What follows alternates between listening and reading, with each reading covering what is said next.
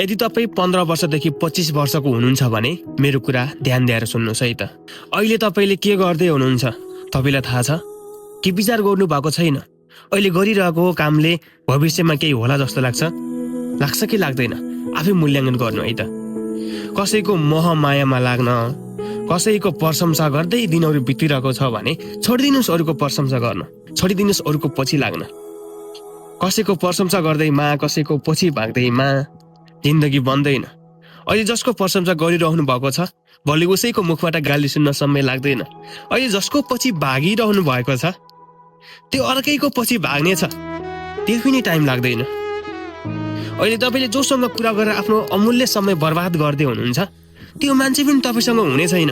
साथीहरूसँग घुम्दै, साथीहरूले भने ठाउँमा जाँदै तपाईँले समय बर्बाद गरिरहनु भएको छ भने त्यो साथी पनि भोलि हुने छैन।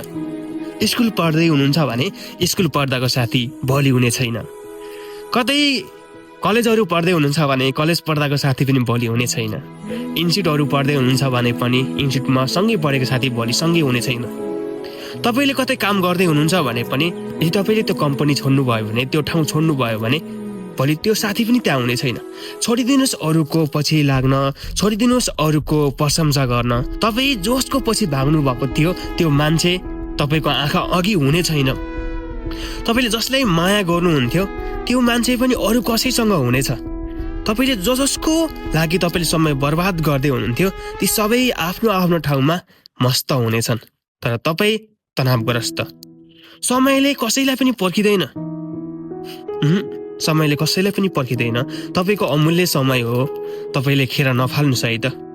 यो समय फेरि फर्केर आउँदैन। 1 वर्ष बित्यो, 2 वर्ष बित्यो,